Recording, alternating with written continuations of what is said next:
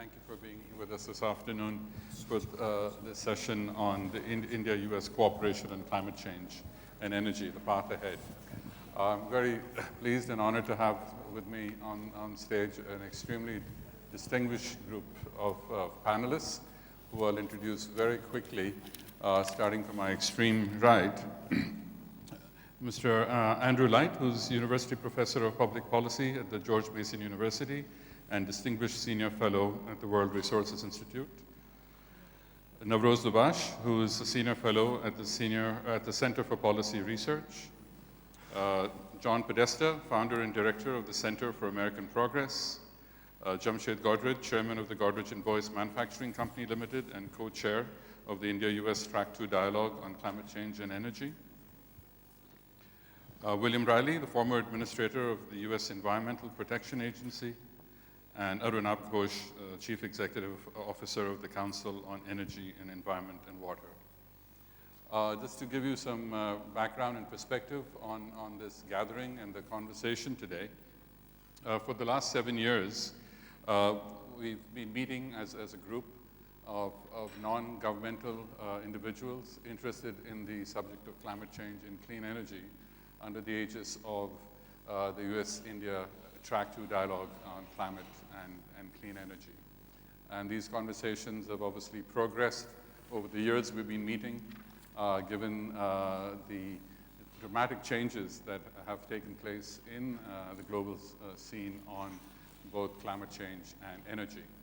And the pace of change seems to continue to increase and have been very productive conversations and have translated into concrete results that have manifested themselves in both bilateral discussions and on the global stage. And this afternoon's conversation is really the culmination of this year's meet, which has taken place over the last day and a half. And the conversation for the last day and a half and for this afternoon is really to review where we stand and, more importantly, to discuss the road ahead. The level of U.S.-India engagements at the official level have increased quite significantly over the last 3-4 years and have covered issues like clean energy finance, resilience, grid integration, etc. The tempo picked up during the last U.S. administration and has continued into this administration. And I think has been matched, the interest on the U.S. side has been matched by a high level of receptivity and engagement from the government of India. So what we're trying to discuss is, what should we focus on going ahead, and what can we do as a group and as a society to help promote these conversations. With India and the US being the second and third largest emitters of greenhouse gases, I think it's a very important conversation to have. The format of the discussions this afternoon is I'm going to request our panelists to give up to 7 to 8 minutes of their thoughts and their observations.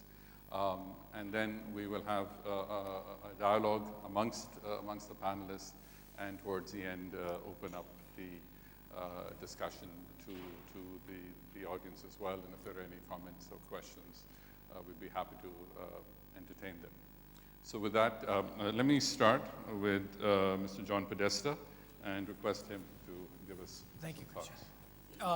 Good afternoon. I want to start by thanking my colleagues at the Aspen Ananta Center, the Aspen Institute, and the Shakti Sustainable Energy Foundation for facilitating this year's India-U.S. Track 2 Dialogue on Climate Change and Clean Energy. This is the 7th year or the 7th time we have met between the U.S. and Indian participants, and we've come together for this dialogue. I believe, having been here from the beginning, having served in the Obama administration and then having returned to the dialogue, that this Track 2 dialogue has helped inform and encourage a partnership between our two governments at the strategic level and on these specific issues. But this is the first time that we've met as a group since the 2016 presidential election in the United States. So there was some new ground to cover, and I am pleased to say that, in my view, we were able to do that in discussions that were open, that were honest, that were informative, and that were forward-thinking. In particular, I would say that we achieved a consensus in the room and amongst the dialogue participants that the Paris Climate Agreement was an incredibly important global achievement, and that the fruitful, long-standing bilateral relationship between the United States and India was critical to finalizing that agreement. And while both sides expressed disappointment by President Trump's announcement that he intends to begin the process of withdrawing the United States from the Paris Agreement, we're also encouraged by the substantial commitment by subnational actors in the United States, including states, cities, businesses, universities, and ordinary citizens, to step up with increased ambition and to strive to fulfill the U.S. commitment to Paris. As some of you in the room may know, more than 2,500 leaders, governors, mayors, businesses, and more have stepped up and said that we are still in to the Paris Agreement. That includes non-federal actors representing about half the population and 54% of the U.S. GDP. And majorities of the public support cutting carbon pollution, continuing the process of conversion to clean energy, deploying more renewable energy like solar and wind, increasing clean energy across the board. Those are promising trends in our country. We expect them to continue, and we expect the United States at that level to continue to be good global participants and to support the efforts as well on finance that Christian mentioned at the beginning that are taking place here to deploy more renewable energy. I think both sides also took note of the fact that U.S. negotiators at the recent Bonn Conference of Parties continued participating in a constructive way, particularly around the issue of transparency and related issues. And we agreed that it's in India's national interest to support robust transparency measures as part of the Paris Agreement. So notwithstanding that decision to pull back, at least in the recent round in Bonn, the U.S. negotiating position maintained a constructive posture. India and the United States have had, over the last many years, a fruitful bilateral relationship on clean energy, on scientific research, on climate resilience, and on other issues of mutual importance, and they've been doing that for many years. The Americans in the dialogue, I think, heard loud and clear that not only should those bilateral efforts continue, but we should strive to identify new platforms, new avenues to share the lessons learned by state and local actors and businesses in the United States with our Indian colleagues, both at the national government level, but also at the state level as well. As we all work to meet the challenges of the climate crisis and build a more sustainable future for our people, to create jobs, and to build new industries. U.S. governors are eager to build and deepen and develop those relationships in India, and I know there's a lot of support for that dialogue to continue as well. So notwithstanding the new U.S. administration's de-emphasis of the climate issue, I'm leaving this dialogue optimistic that our two countries will continue to work together productively as leaders in finding and sharing solutions to the clean energy and climate challenge. With that, let me turn it over to my co-chair and good friend, JAMSHYD Godrej. Thank you, John. Ladies and gentlemen, welcome to this public session at the end of our 7th India and USA dialogue on climate change and energy. I think you all are aware of the fact that, as John mentioned, that the Paris Agreement, where India really managed to step up and become a very important part of this agreement in order to have it ratified is something that we greatly appreciated in India, that our government is very much on board with the idea that we have to do a lot more than we have done in the past on energy and climate change. I think that also the launching of the International Solar Alliance was another very important aspect of the Paris meeting. And I think we all recognize that living in India, we have many challenges of development. I think there's a good recognition now that unless we are able to reach energy to all the corners of India, that our development process gets hampered to a large extent. And the role of microgrids has been promoted to a very large extent in India, but it's still far away from what we actually need in terms of reliability. But those microgrids have to be powered by solar and wind or other renewable energy for us to really make that difference from the point of carbon emissions. Now, the whole issue of carbon emissions, methane emissions, the agricultural sector, I mean, there is a very complex science around climate change. And there are recent articles that the world needs to step up to go beyond just emitting reduction in emissions of carbon dioxide and other greenhouse gases, but that actually we have to think of technology for absorbing these out of the atmosphere and sequestering them and finding other uses for them. And I think the role of technology and innovation is really crucial here. And this is where this cooperation with the USA really comes in focus. I think that the last many decades of cooperation with the USA, whether it is with institutes of learning and universities or national laboratories in America, this has really been a very, very useful and important part of our journey. And I think that if we have any chance of making the 175 gigawatts of renewable energy which the government is promoting, if we have a chance of making that a reality, it will only come through large numbers of microgrids, through smart methods of doing it. The whole initiative of urbanization in India has to change from the current model that it has and move over to a very different model. And in that respect, I think the options that we have with new cities, especially the one that's coming up for the capital of Andhra Pradesh, I mean, these are the types of initiatives where the cooperation can make a huge difference.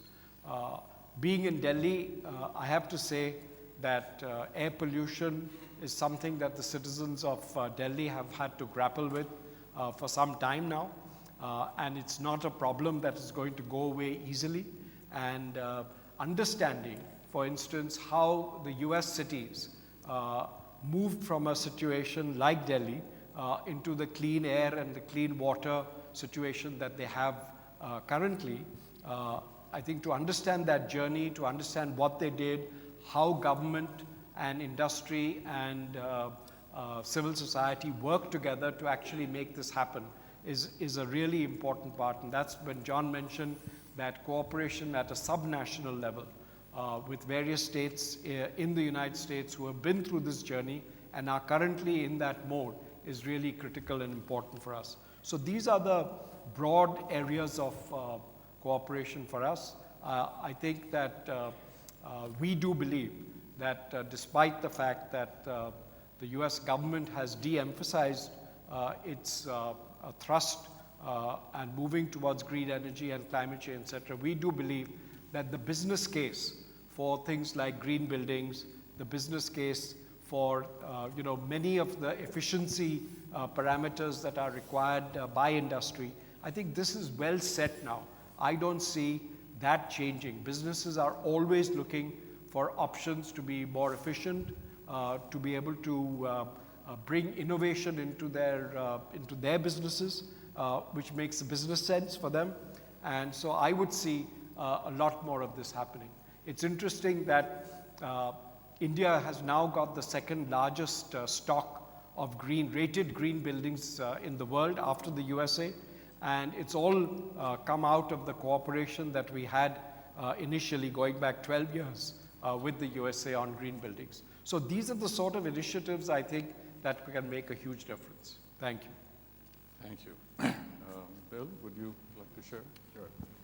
Well, this is my first involvement with the dialogue, which has a long and distinguished history, and I'm very pleased to be a part of it. JAMSHYD and I have a long history. Worked with World Wildlife Fund and then on the Climate Works Board, where we were involved with creating Shakti. And I'm happy to see that it has evolved into a very mature and effective institution, and I compliment you and you for that.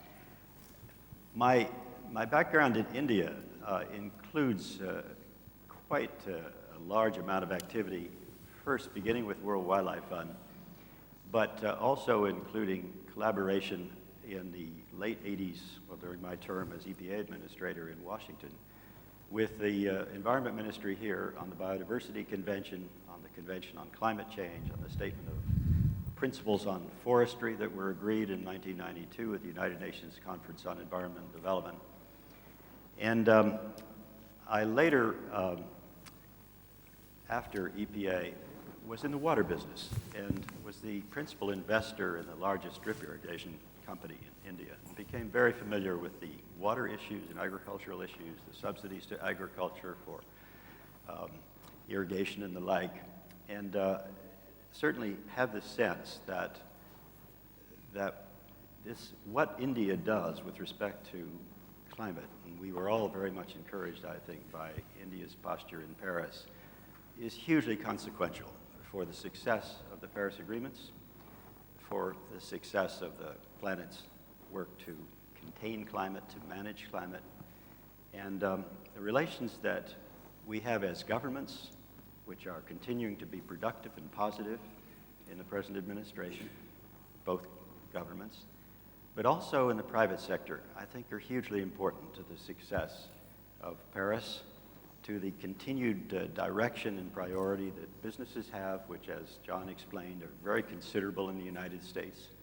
Expectations that we have in the private sector for the performance of government are, if any way, in any event, are exceeded by the expectations we have for the private sector and for subnational levels of government. So we need to keep the dialogues going. This is a very important one. People sitting around the room were very responsible for different aspects of policy and expertise. And we have to hope that these kinds of things continue. I have a particular personal concern with the support and the need for it of scientific research, monitoring, measuring, reporting, and forecasting for matters pertaining to climate and weather in the United States, particularly with respect to NASA and NOAA. The budget proposals have been very disturbing in that they propose to discontinue some of the most productive and important work necessary to understand our climate problems. And these are not just of American interest, they are of planetary usefulness. They're relied upon here, as in other countries, to establish baseline data and really inform us about the scientific nature of the problems we face. Problems of enormous complexity, but problems that need and have relied upon that degree of research, those institutions.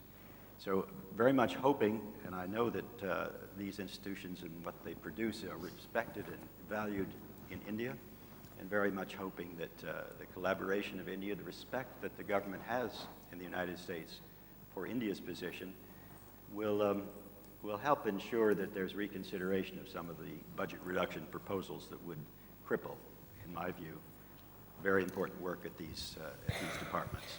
Thank you. Thank you. NAVROZ, could we get some thoughts? Yes, of course. Thank you very much, Kishan. And I'm delighted to be here as part of this discussion with such a distinguished group of colleagues. I've been part of this conversation now since the beginning of this Track 2 dialogue, which I think was 2009 or 2010. And it's actually been an interesting evolution because I think our earlier conversations, while they've always been frank, occasionally had some of the overtones of the formal conversations, sharp differences of view and so on and so forth.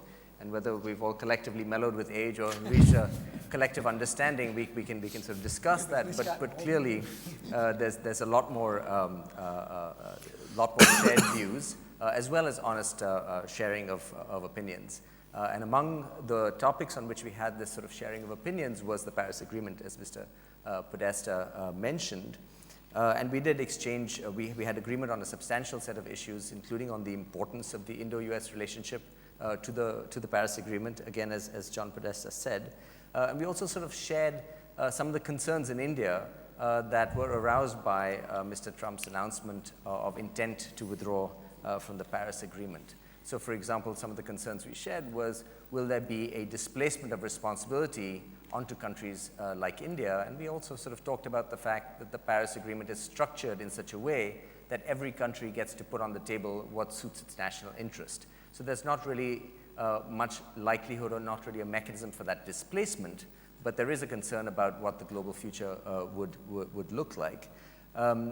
It was important, I think some of us from India mentioned, to see clear indications of continued US action, and in that context it was very heartening to hear about the range of subnational actions in the US, individual actions, and really the galvanizing of municipalities, cities, states, individuals, communities around implementation of the Paris Agreement. I believe the slogan is "We're still in," which I think is a nice summation of some of that energy. For the future credibility of Paris, all of this is very important because I think one of the key principles of Paris is this idea of no backsliding. That every country is moving forward. So we discussed sort of how that spirit of Paris really could be maintained. One of the ways in which that could be done, and we talked about this, was the transparency regime. How do we all know what each country is doing in a way that is credible, that furthers that movement ahead over time rather than backward? The US delegation was involved. I wasn't at Paris, but I understand was involved in those conversations in a useful way. And I think there's an important discussion to be had in India as well about how we can contribute to strengthening the transparency regime. Now, speaking personally, I think we have too often had an approach that for sovereignty concerns, we want to limit the amount of conversation about what India does domestically, but actually we're on a fairly strong footing. And I think we're in a position now in India where we can, on the basis of a strong transparency regime, start asking hard questions, including of our friends in the US, as well as our other allies and friends in China and other countries, as to whether they are taking aggressive and positive steps on climate action. So I think there's an interesting conversation to be had here in India on the transparency regime. This sort of fed into a conversation about leadership of the Paris Agreement. Now, clearly, the US has played a very big role over the years in the climate talks, as in other areas, because of its size and stature and superpower status over the years. And with the sort of willful stepping back that Mr. Trump's announcement suggests, the question became who's going to really take the lead. And I don't think there's a simple answer to this question, but what is interesting for those of us in India here is what role could India play as perhaps part of a group of actors taking the lead. And I think that perhaps it's now time for us to think about our interests in the Paris Agreement and in the global regime as a vulnerable country. And we don't often talk about that enough in India here, just how vulnerable we are. And think about creatively being part of a larger group of actors taking the lead in making the Paris Agreement more successful, ensuring that it remains robust and credible despite some of the setbacks such as Mr. Trump's announcement, and moving the process forward in a constructive way. Thank you, NAVROZ. Andrew, could we get some thoughts? Sure. So thank you, and like most of the other members of the panel, I've been part of this process since the beginning. Like John, I was part of the track 2 and then went into government in the State Department in the second Obama term, and then I'm now back in the track 2. A couple of things, my chief responsibility when I was in the State Department was to oversee the U.S.-India bilateral relationship on climate and clean energy in the years leading up to Paris and then through the completion of the agreement. And I think it's well understood now that the U.S. and India were two major parties who were further apart going into the Paris Agreement, came together, came out, I think, agreeing that this was a good agreement for both countries, and this was quite an accomplishment. The history of the relationship between India and the United States has been fraught, going back to the early days of the global negotiations on climate change, going to the late 80s and early 1990s, and it's really transformed.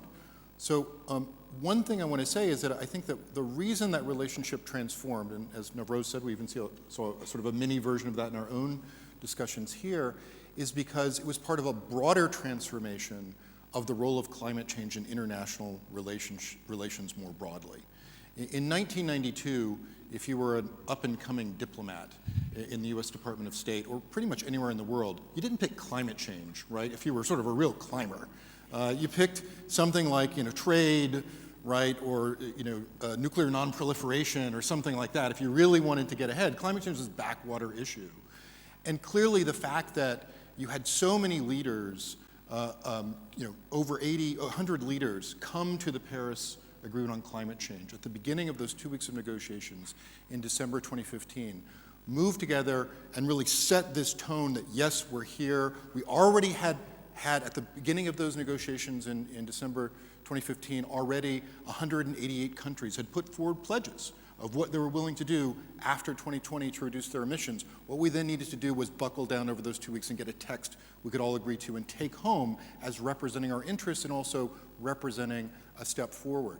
And I think that what sort of helped happen and what the change from 1992 is climate change broke out of its silo. I mean, those leaders came to that meeting because this was not just an interesting issue that they cared about, but one of global importance because it's serious and also because it has become a test, a litmus test, for whether or not a country was a good or a bad actor on the global scene in general.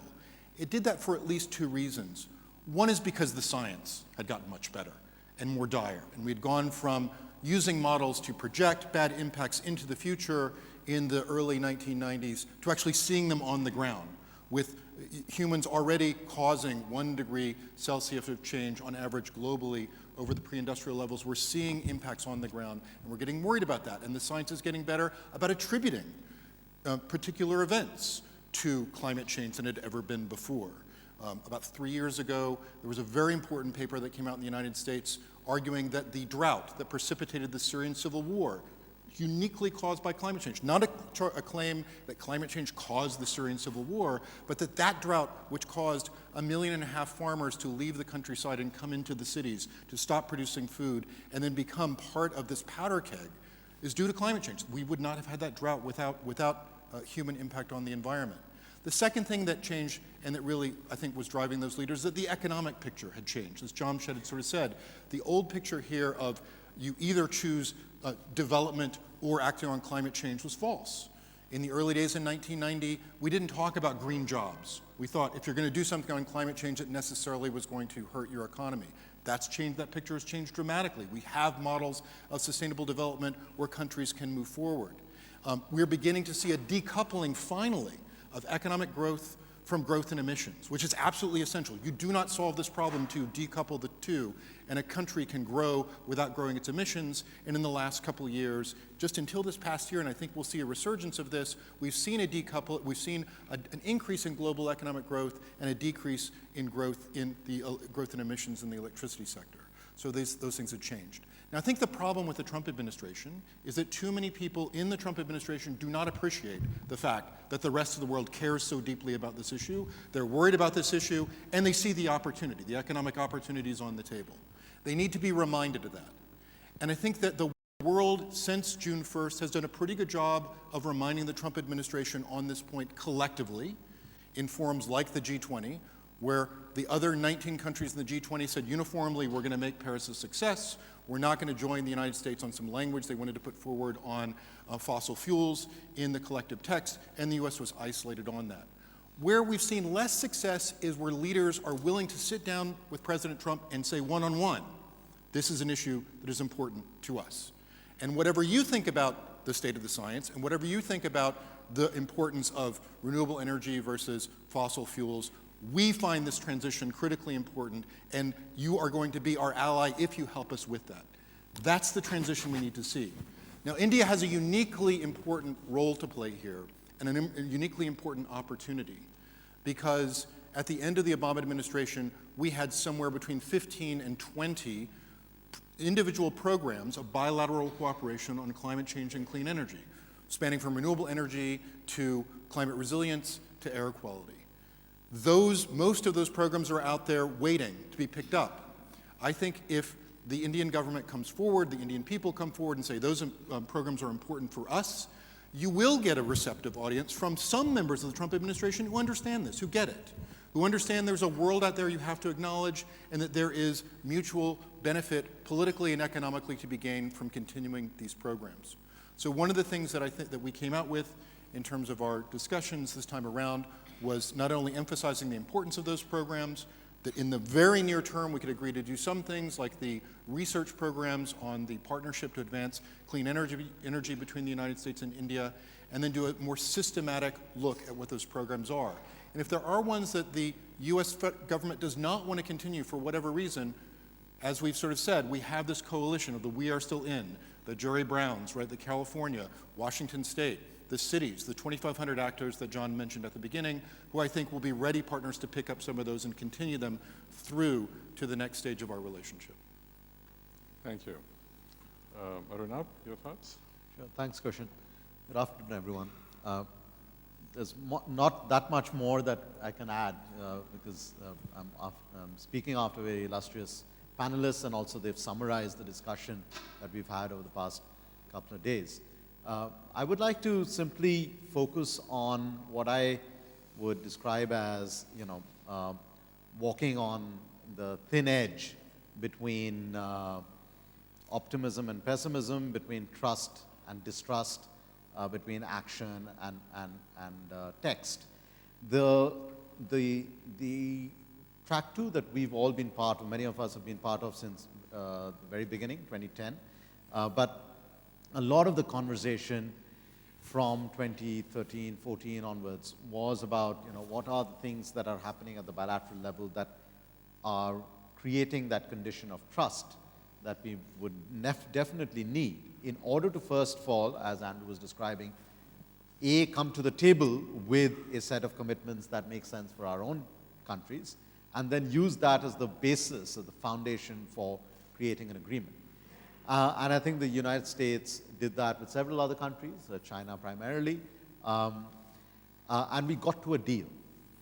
Now, the reason it's a thin edge is that because once you've got to a deal, you could either try and be sincere about implementing that deal, or you very quickly backslide, not just into non-implementation, but a rekindling of distrust. And we need to do things that serve as a bulwark against creeping distrust in the climate regime and related activities. And that's not only related to whether the Trump administration decided to stay in or out of the agreement. I think it's incumbent on all signatories, and particularly the largest emitters, to keep notching up successes that demonstrate their sincerity. Therefore, the way I would like to just pitch a few ideas to test out amongst all of us is there a new set of activities that India and the United States could be doing bilaterally, which could then again serve to at least create the conditions for a bilateral dialogue, which could then create the conditions for a rethinking within the current administration or a restatement from a future administration to come back in strongly. And I put them in 3 categories. One, what can India do for the United States? Second, what can the United States do for India? And third, what India and the United States can potentially do for the rest of the world. So what can India do for the United States? There's been a lot of conversation within the US about actions happening at the subnational level, whether it is governors of states or mayors of cities or the private sector or coalitions of civil society organizations. Now, while all of that groundswell of opinion and action is happening within the United States, is there a way to connect with the still deep needs of capacity, technology, finance, and the governance architecture, institutional architecture at a subnational level in India, whether it is air pollution, whether it is managing a grid that's going to integrate a lot of renewables in the near future, whether it is just building up the capacity of state-level utility operators, and so forth. And I think that creates an opportunity for investment from one side to the other, of creating a marketplace to sell new products and services, and of course, the linkage between research institutions and so forth in terms of building up capacity on either side. All that might sound soft, but anyone who's lived in India, the problem is never hard infrastructure. We know how to throw concrete at a lot of things. We don't really know how to lay it down smoothly or definitely run it or maintain it very well, whether it's power plants, whether it's irrigation systems or roads. And I think it is important to understand what the importance of soft infrastructure would be for our low carbon transition. And I think that's something that India and the US should be talking about. What can the US do for India? And Andrew was touching upon this. The long history we've already had since 2010, when the joint clean energy centers, R&D centers were announced between the two countries. It's a very innovative program because it ensured that both sides came to the table with research consortia that were co-financing. So the governments of India and the United States put up $50 million between themselves, but the research consortia backed by private sector put up $75 million with shared intellectual property. And we started off with solar, second generation biofuels, and energy efficiency in buildings. Last year, a fourth track was added on batteries and energy storage and grid management. But here's the problem. Unless, and again, this is a lesson we know from very well in India, we can do a lot of R&D. We are not very well versed in commercializing technology. So in addition to a PACE, a program for accelerating clean energy for research, can we have a PACE, not just a PACE R, but a PACE C, which focuses on commercialization, which means linking up the technologies that are near market with effective venture capital investment or guarantees from public funds to cover the value of debt. I think a joint venture between an Indian company and a US company that puts forward a new technology and a product in the market, not just a prototype in a lab, would do much to galvanize public opinion here about the value of a continued clean energy relationship with the US, but also create conditions there that there is a market there that has to be served. Very quickly, what can the two countries do together? And again, this builds on what they've been working on in clean energy finance by combining Indian public money with US philanthropic money for, say, rooftop sector here or clean energy de-risking, etc. But could the two countries be doing that somewhere else as well? Let me just illustrate this.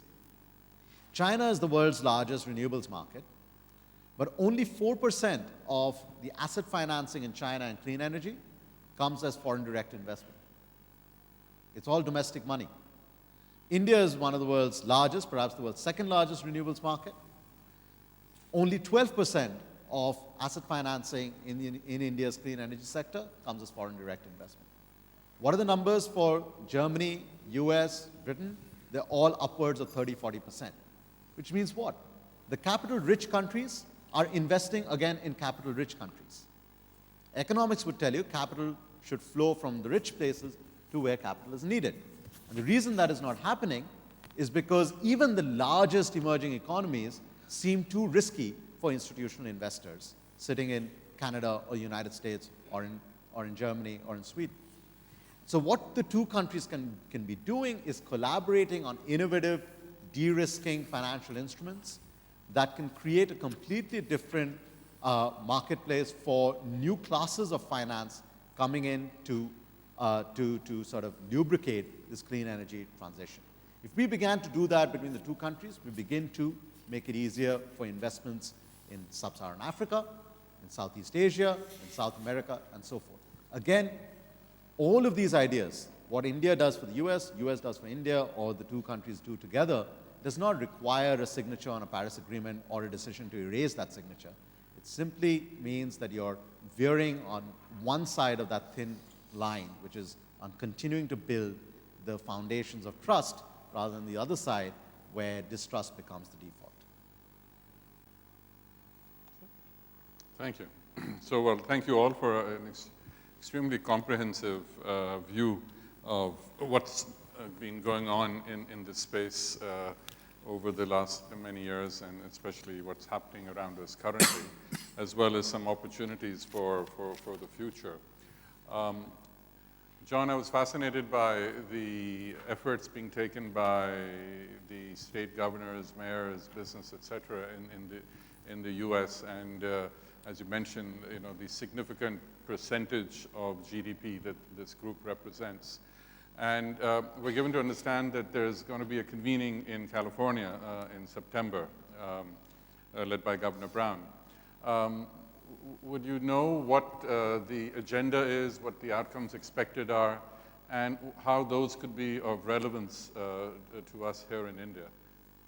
Well, first of all, it's not a convening of just the U.S. subnational efforts. Governor Broad led the Under 2 MOU group that has really knitted together subnational interests across the globe, and they're invited along with governments at the highest level, the national governments, to participate in this summit. I think that it is just in the planning stages.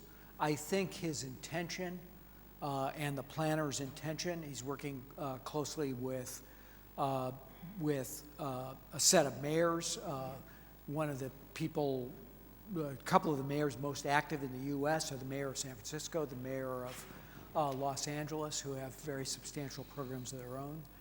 But it also includes mayors in what we think of as red states and more conservative states, but who have been quite progressive, places like Houston, Atlanta, Chicago, and others, will come to California with the intention of trying to demonstrate, much as the side agreements demonstrated in the private sector, in the financial sector, and in the subnational government sector at Paris, new commitments to take account of the new science and to move forward.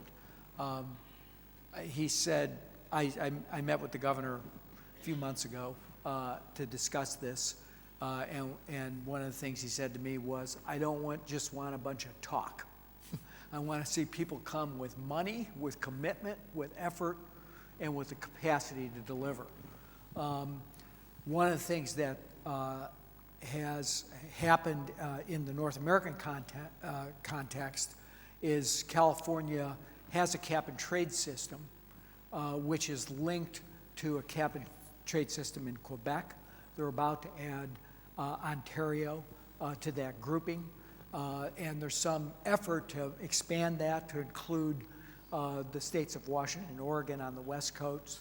On the East Coast and in the Northeast in the United States, there's an organization called REGI, which has been a cap and trade system that's reduced the emissions from the power sector over the course of the past decade or so, had very substantial results. The governor of New York, Mr. Cuomo, has just increased the participation or the ambition of New York's action, but that's going to spread throughout that region. There are a couple of new actors that will come into that as a result of the off-year elections, the ones we just occurred in last November. The governor of New Jersey has stated, the new governor of New Jersey, who was just elected, has stated once in office his intention to join that REGI consortium, as has the new governor of Virginia.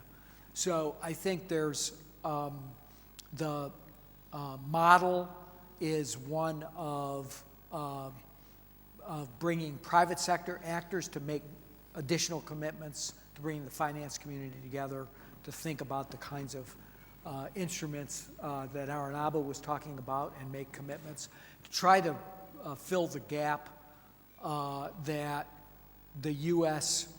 not only has pulled back from Paris or stated its intention to do so, but has also stated that it does not intend to fulfill its pledge to the Green Climate Fund. The U.S. in Paris made a $3 billion pledge to that. President Obama deposited $1 billion against that $3 billion pledge. But there's efforts now underway to try to find instruments and new facilities to kind of gap fill in that space as well. So I think it's going to be a summit of action and also a summit of commitment to show that there are U.S. actors who are really still in the game, but it'll bring people from around the world and hopefully a strong delegation from India. Yes, I don't believe at the initial stages of conversation there's been any material presence from India. So I think as the agenda firms and as the date grows closer, it would probably be very interesting to see if we can convince both the federal government to allow it and for the subnational governments and Indian business to participate. I think from what you described, it should be a very powerful gathering. So following out on the role of business, JAMSHYD, you mentioned that, very appropriately that the business case is now becoming so important in terms of positioning products and looking at markets. There are other issues that are also emerging in terms of potential regulatory requirements on disclosure, potential governmental action on carbon prices, et cetera. So we do know that a few Indian business groups have taken the lead on voluntary internal carbon pricing. Is that a concept you think that we need to be pushing more of, and how do you see that being spread across Indian business beyond just the first few progressive business houses? Yeah. So actually, I think a lot of action that has taken place in businesses in India have been voluntary actions. And I think that if you look at green buildings, it's absolutely voluntary. I think we made the business case for it, and it's been well adopted. I think on carbon pricing, a couple of things have happened. One is that there's been an initiative from the stock markets for listed companies to disclose in terms of their carbon footprints, et cetera. That has happened. I think that it was voluntary, but I think it's going into the mandatory sort of requirement of the top 200 companies. The other one is that I think a lot of companies now have started doing their environment sustainability reports, which really cover a much wider area than just carbon. They cover all types of energy sources. They're talking of water. They've talked of what other CSR-related activities companies are doing and how that relates to their business, etc. What the energy footprint of the products that they make and in use also. So I think that it's got expanded to quite a bit there. I think on internal carbon pricing is a very good idea. I think that it's a little technical, and there are a number of organizations in India who are working in this area, trying to expand the sort of understanding of this issue. And I think my guess is that over the next 1 or 2 years, we will see many more coming in. The one company that you mentioned has initiated a $10 per ton carbon price. I think from an international perspective, we've heard of different prices including $50 a ton on carbon. So I would say that it's a better understanding of the situation, and I think that from a longer term perspective, promoting the idea of an internal carbon pricing on decision making within the company on investment, which is really the key to the reason why you need an internal price of carbon.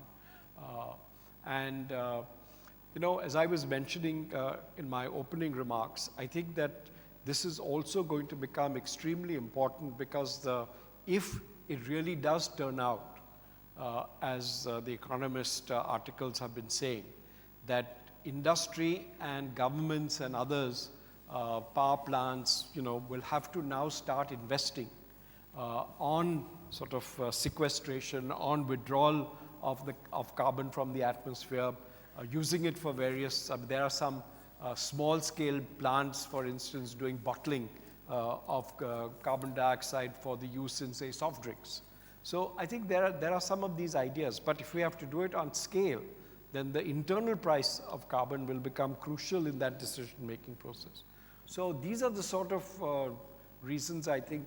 But it's interesting in India that when Indian industry does find good ideas, especially if we see on water conservation, on waste management, I think we've seen huge amount of adoption take place in Indian industry.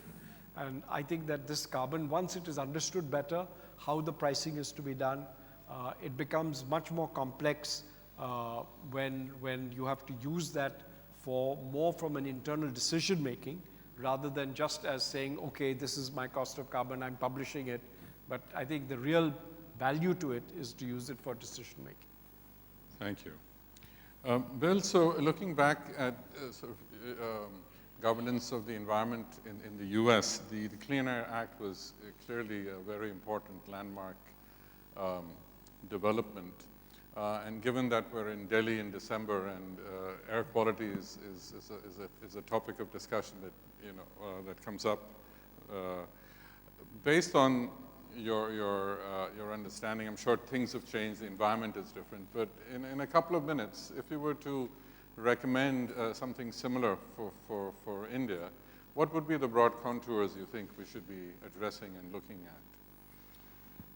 Well, the origin of the Clean Air Act amendments you referred to in 1990 essentially was a very hot summer in the United States, of unprecedented number of ozone alerts, of extreme temperatures in the cities, and a range of other environmental problems as well. And the result was that the sensitivity of the public, the attention of the press on those problems were very high. Candidate George H.W. Bush, who served as vice president in the Reagan administration, which had never been particularly active or focused on matters of clean air and clean water, had a relatively custodial, passive role toward those, even after President Reagan had promised to support acid rain legislation, largely to placate Canada and its concerns about acid rain. Not that much happened. So it was a remarkable divergence and an attention-getting one for a Republican candidate who'd been his vice president to say he wanted to be the environmental president. And when he became president, his first decision really that reflected that was the selection of the president of the World Wildlife Fund to be his environment EPA administrator, which was mine. The kinds of things that we were able to deal with were a pent-up sense of frustration and concerns that had not been addressed, and had not been addressed for 12 years. So that you had public support, expectations, the candidate had raised these expectations quite effectively. And there was also an interest in having a more imaginative approach than pure command and control to address the problem. And that imaginative approach, which largely came out of the Environmental Defense Fund, leading non-governmental organization, was to have a cap-and-trade program, essentially to have reward those companies that can do more than achieve the required minimum by allowing them to sell the excess of their exceedance to those who more who have more difficulty for the cost reasons or the age of their companies or plants and so forth to take advantage of those permits. That proved hugely effective. And it was also cost effective. It resulted in the cost being something under $200 per ton of sulfur dioxides removed. The estimates in the electric utility industry had been $1,300 to $1,500. My own agency was thinking $700 to $900. So it astonished all of us, even those who were the sponsors of it. That, I think, showed a direction that's very important. And Andrew referred to it, John did, that it is possible, and not just possible, but it is very attractive and profitable to integrate your environmental aspirations with your economic goals and objectives. Mm-hmm. You have a situation here that I won't purport to say I understand because I'm not that familiar with it, but you have to undertake the specific elements of the problem, and in our case, the acid rain problem, which received most notoriety, most attention, largely was the consequence of electric power, coal-fired power in the Middle West. It was a difficult issue politically to address because it posed regional conflicts. The Midwest saw only increases in energy prices, electricity prices. Well, the cap-and-trade program somewhat mollified that. But in other places, because we were going to reward reductions in the sulfur content of the fuels, and some of those areas in the West produced a lot of clean coal, essentially, low sulfur coal. I don't want to use the term clean coal. It's become a bit of an obscenity, I think, in the way it's been, so much has been made of it. But that proved politically constructive. It managed to get us beyond the kinds of sterile debates we'd had about excessive costs, regional differential impacts, and a group in Congress that was sufficiently large to prevent action. More than anything else, what mattered was public support. The public was supportive. Those Republicans in Congress from the Middle West saw the groundswell of concern and saw a Republican president providing leadership on the issue, much like President Nixon had, again, I think to people's surprise, when he established the Environmental Protection Agency and signed clean air and signed clean water. So you had that convergence. And you also, I should say, had a very important role for the courts. The courts began to take the legislation very seriously. And I remember over the course of the Clean Air Act, there was language in the preamble of the first Clean Air Act, 1970, that said to promote against the degradation of air quality. Well, that was in a preamble. In the days when I went to law school, preambles were nice to have, but they didn't really have much operational significance or consequence. The courts interpreted that quite literally and said, well, you can't degrade the air anywhere in the country, and you have to have a non-degradation policy, and it has to be specific and precise and enforced throughout the land. So if anyone wanted to build something that was likely to add to pollution, they first of all wanted it to be quite clean in those areas, but second of all, they had to offset if it wasn't. Those kinds of initiatives, I think, gave a new charge of life to environmental protection and pollution control.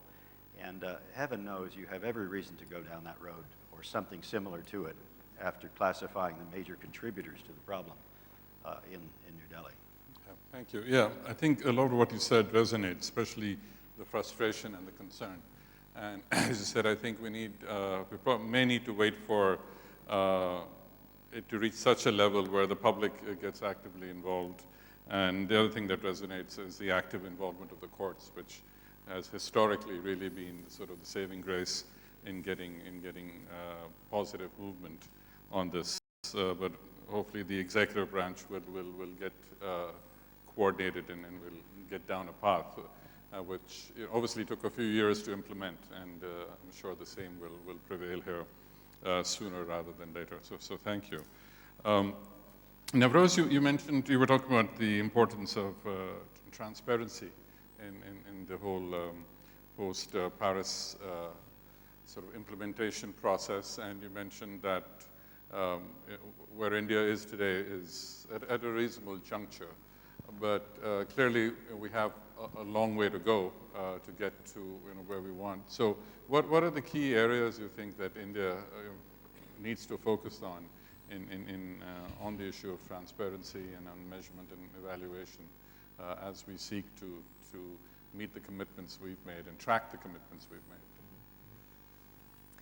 Well, I think the starting point is really a recognition that if we are to actually understand how to take the environmental discussion forward in India as well as globally, we need to be able to have some difficult conversations, but really important ones about precisely, I think, what many other panelists were talking about, which is to what extent do environmental objectives either reinforce or conflict other important objectives, such as jobs, economic growth, and so on and so forth. So in India, an important part of the conversation is, do we presume that both carbon mitigation as well as air quality improvements are going to be growth increasing? Are they going to be costly?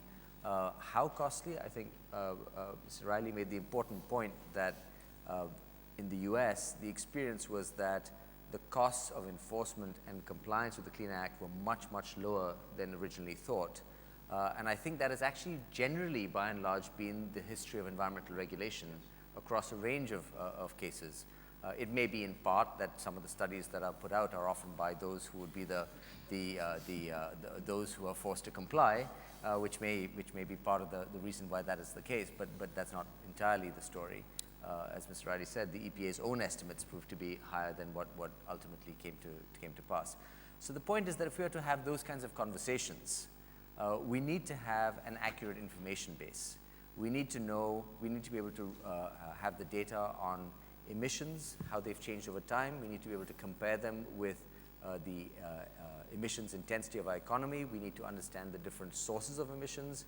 We need to understand things like if we are moving to a clean energy future, where are those new clean energy, where is the manufacturing around clean energy and the installation around clean energy going to go? Which part of the country?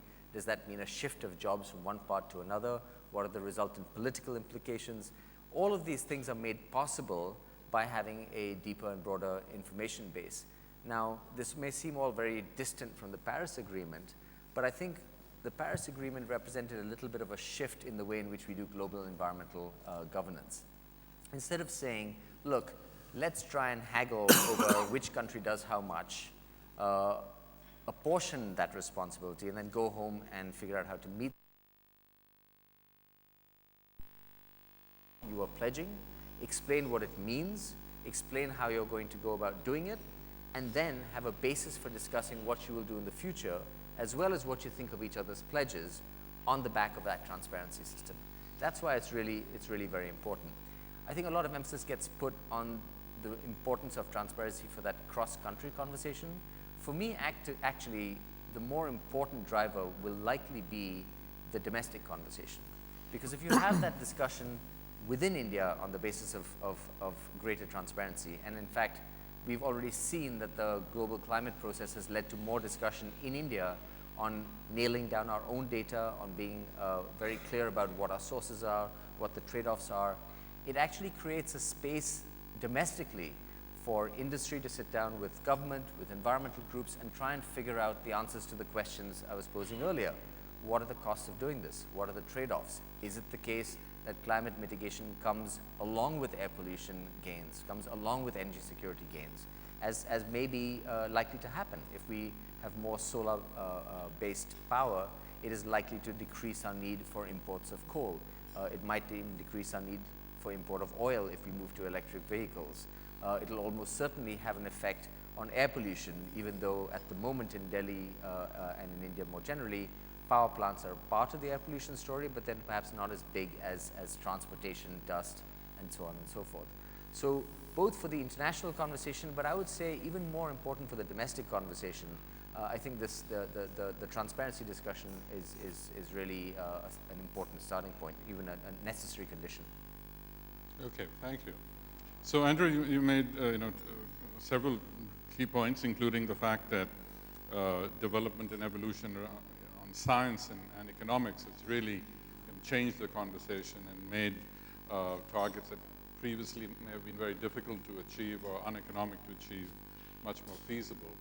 And there's also a feeling that the combination of all the NDCs together isn't enough.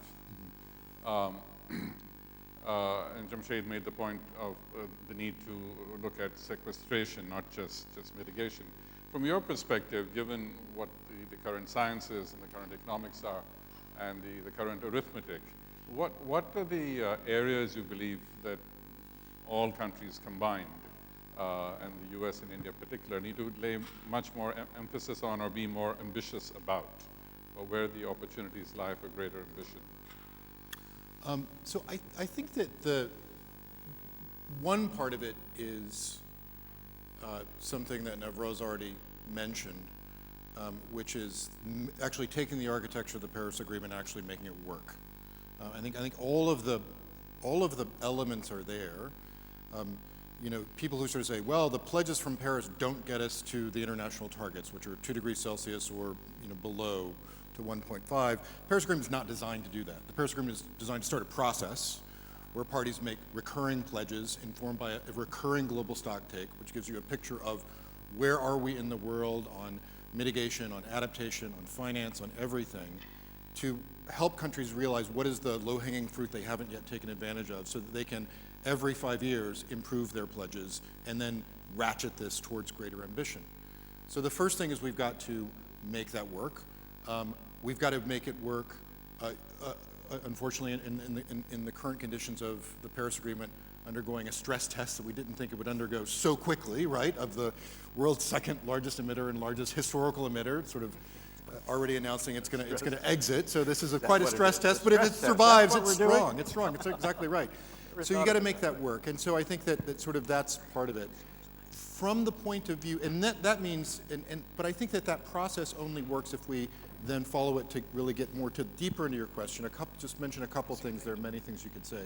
One is we need to get clear on prioritization on some of these things.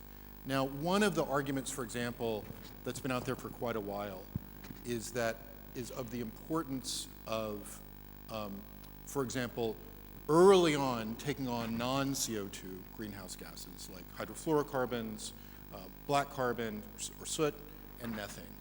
And the arguments in the modeling on this, just done by people like Drew Shandell and others, suggest that if we really sort of aggressively take on those and actually dig deeper to reduce there, which are in some ways easier because we're not talking about a byproduct of the burning of fossil fuels, which is historically the engine that's driven global prosperity. We're talking about taking on things in particular sectors. If we take on those early, then we can actually delay the point at which we would cross potentially a threshold to increase temperature past 2 degrees Celsius, as long as we continue, of course, on carbon dioxide mitigation. But we have no global conversation about setting these priorities. We have no conversation in the United States about setting sequencing priorities about this, even in the past administration. And I think something clear on that and a really deeper analysis through the Intergovernmental Panel on Climate Change or something else would be the way to go on that. The third thing I'll mention is exactly what JAMSHYD said, one of the things that he alluded to before, which is we've got to figure out whether some of the other options that have been floated on the table are actually technically feasible at all. Some of the forms of carbon dioxide removal, we can think of things like bioenergy and carbon capture and sequestration, which is a form of like growing plants. It sequesters carbon, then you burn them, you create energy, you sink that carbon in the ground. Lots of concerns. Some sectors, some analysts about whether or not that's a problem with respect to food availability. Is that going to be competing? We don't know. We've done some calculations. We don't even know if the technology will actually work. We need to do the experimentation in a coordinated international way where there's buy-in not just from one country but from many countries to figure out if this works. The same thing would be true for air capture technologies. Physically provable, extremely expensive, useless at scale. We don't have an international coordinated way to do this. And I would say the same thing, it's very controversial, I think the same thing is true for solar radiation management. So technologies that would do things like dispersed particles in the stratosphere to reflect away some of the heat that's the radiation coming in from the sun, not as a silver bullet, not something you do for everything, but just to see if this could potentially slow the rate of warming. We have no idea. This is science fiction at this point. We have no idea whether we could ever control anything like that. We don't know if it would work, and yet we have no coordination internationally. not even any strong national programs to actually just do the minimal physical experiments would be needed to know if this is possible. And so I think that is some of the things we'd have to do to dig deeper to sort of figure out what's most cost effective, what's actually physically possible, and then what we might want to add to the many tools we're going to need to achieve these international targets. Thank you. So we have about 10, 12 minutes before we close, and before I turn it to the audience for Q&A, Arunabha, last words? No, let's take some questions. Yeah. Okay. So I presume we have some microphones available.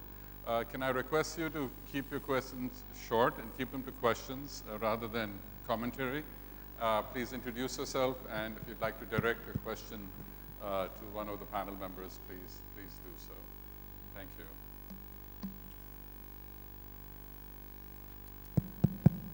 We have somebody there. Can we get a microphone? Yeah. Well, thank you very much to all the panelists for wonderful exposition. My name is Abhishek Kumar. I'm director at GHOSH International. My question is not really about energy and not really about climate, but I think one of the recurring points that kept coming up in this discussion is subnational level cooperation and action. The question is that our Prime Minister, our Prime Minister had earlier voiced when he was the Chief Minister of Gujarat that there needs to be a lot of cooperation, para-diplomacy as what he called, between states in India and states in other countries. My question, and even afterwards I understand that MEA had also created a state cell.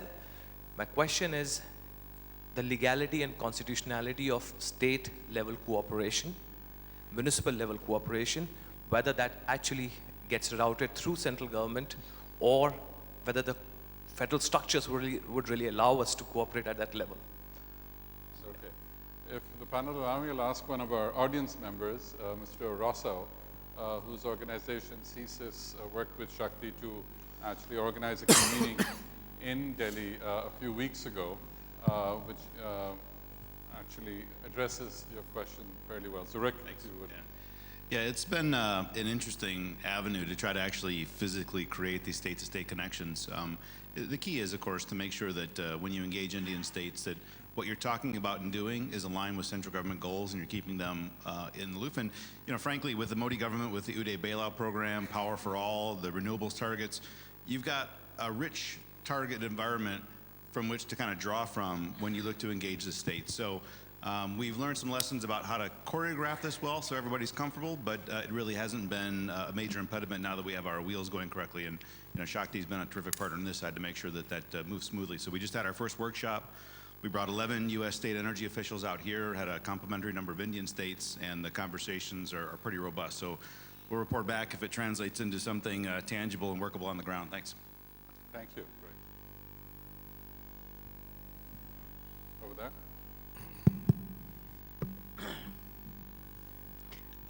I am Sagar. I write on internationals, e-papers. My question is very simple that, the cyclic period of climate change is a very big one. And then we have a very big economical diversities all over the globe. How can you, India and can making some sort of promises can be ascertained. But for a poor countries, and then to, in a big climate change, where Russia wants that let there be a climate change so that we can have little moderate temperature. And the tectonic shifts, which are making the globe in a very, deep climatic change in an absolute space is a big challenge. And how can you all make it rationalize to an extent that there is a climate change and energy? I understand the grosser form, getting into a nanotechnology is okay. And we hold a concern for that. But to make it rationalize, I think what Trump is saying is correct. What is your take on the subject, sir? Arunabha, would you like to address the points raised? Even a 2 degrees, when we say 2 degree rise in global average temperature, it's not that you walk out of the door, it's little cool down here with the air conditioning and you walk out and it's 2 degrees warmer. And of course, human beings will manage to handle this. It's a global average temperature rise that we're talking about, which actually has severe extreme impacts depending on what you're looking at. A 2-degree rise in temperature, or right now we are on track for 3.6 degrees rise in temperature above pre-industrial levels, is disastrous for India. It is disastrous for India. We are looking at $300 billion of crop losses by the middle of the century. We're looking at extreme heat stress in cities like Delhi, Mumbai, Ahmedabad, Hyderabad, Calcutta, Chennai, where it will become near impossible to work outdoors. We are looking at sea level rise as well as extreme flooding events. 1 week before, 3 weeks before the Paris climate change meetings, Chennai faced a 1 in 100-year flood. The probability of that kind of a flooding event happening 10 times a year becomes more and more realistic by the middle to the latter half of the century. So I think we are well beyond the point in terms of climate science, as well as what Andrew was saying earlier in terms of our observed reality. To assume or argue anymore that climate change is some sort of a conspiracy hatched by someone outside that poor countries are going to have to live by. I think it is important we recognize the reality we are already living in.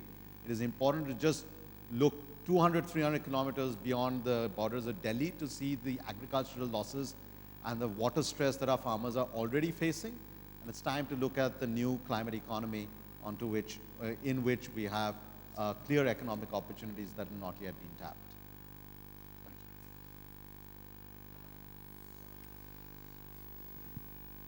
Anybody else?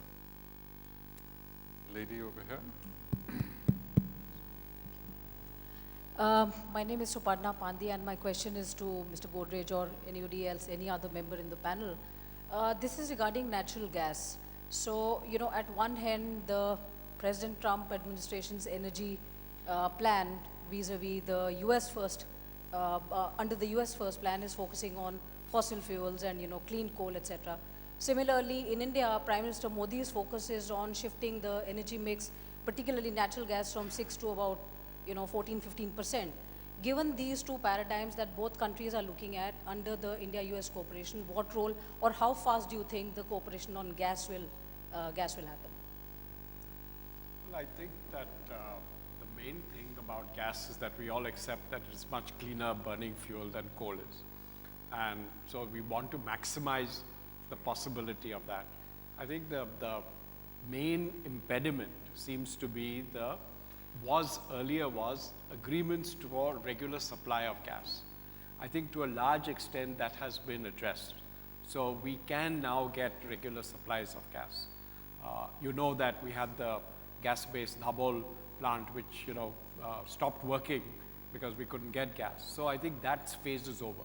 Now the issue really is infrastructure, because unless you have efficient infrastructure to receive the gas and to pipe it and, you know, use it, you will never be really able to get the benefit of it.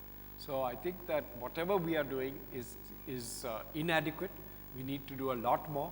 I remember growing up in Bombay when we had piped gas in our home. We don't have it anymore, you know. So the point really is that if every home, you know, can start with piped gas, we do away with LPG cylinders and that inefficient infrastructure and really move to a efficient infrastructure, I think gas can be very, very well deployed and used. Thank you.